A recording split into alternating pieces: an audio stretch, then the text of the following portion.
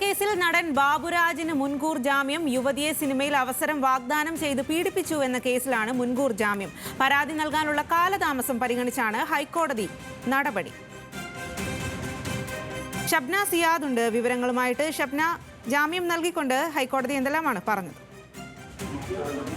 2018-19 കാലഘട്ടത്തിൽ തന്നെ പീഡിപ്പിച്ചു എന്ന പരാതിയാണ് ഒരു യുവതി നൽകിയിരുന്നത്. എന്നാൽ അന്നൊന്നും അത്തരത്തിലൊരു പരാതി ഉയർന്നിട്ടില്ല. അടുത്ത സൗഹൃദം താനുമായി യുവതി തുടർന്നിരുന്നു. 2023 വരെ സന്ദേശങ്ങൾ അയച്ചിട്ടുണ്ട് തുടങ്ങിയ കാര്യങ്ങൾ ചൂണ്ടിക്കാണിച്ചായിരുന്നു ബാബുരാജ് ഹൈക്കോടതിയെ സമീപിച്ചത്. അത്തരത്തിൽ ഇവരുമായി ഉണ്ടായിരുന്ന സൗഹൃദത്തിന് തെളിവുകൾ ഹാജരാക്കാൻ തയ്യാറാണെന്നും ബാബുരാജ് കോടതിയെ അറിയിച്ചിരുന്നു.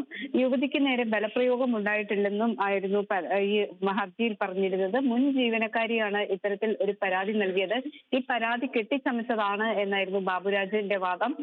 ഇതിലാണ് ഇപ്പോൾ ഹൈക്കോടതി മുൻകൂർ ജാമ്യം അനുവദിച്ചു ഉത്തരവായത്. നേരത്തെ ഇടക്കാല മുൻകൂർ ജാമ്യം അനുവദിച്ചിരുന്നു. പിന്നീടാണ് ഇപ്പോൾ മുൻകൂർ ജാമ്യം സ്ഥിരപ്പെടുത്തിയത്. യുവതിയെ സിനിമയിൽ അവസരം വാഗ്ദാനം ചെയ്ത് പീഡിപ്പിച്ചു എന്നതായിരുന്നു കേസ്. അടിമാലി പോലീസാണ് കേസ് രജിസ്റ്റർ ചെയ്തത്. തുടർന്ന് ഇപ്പോൾ കോടതി നിർദ്ദേശിച്ചിട്ടുള്ളത് 10 ദിവസത്തിനകം അന്വേഷണ ഉദ്യോഗസ്ഥന് മുന്നിൽ ബാബുരാജ് ഹാജരാകണം എന്നാണ്. പരാതി നൽകാനുണ്ടായ കാലതാമസം, അതായത് 2018-19 കാലഘട്ടത്തിൽ പീഡിപ്പിച്ചു എന്നാണ് പറയുന്നത്. ഇത്രയും വർഷങ്ങൾക്ക് ശേഷമാണ് ഈ പരാതി നൽകുന്നത്. ഇത്തരത്തിൽ പരാതി നൽകാനുള്ള കാലതാമസം പരിഗണിച്ചാണ് ഇപ്പോൾ ഹൈക്കോടതി ഉപാധികളോടെ മുൻകൂർ ജാമ്യം നൽകിയിട്ടുള്ളത്. ശരി ഷബ്ന.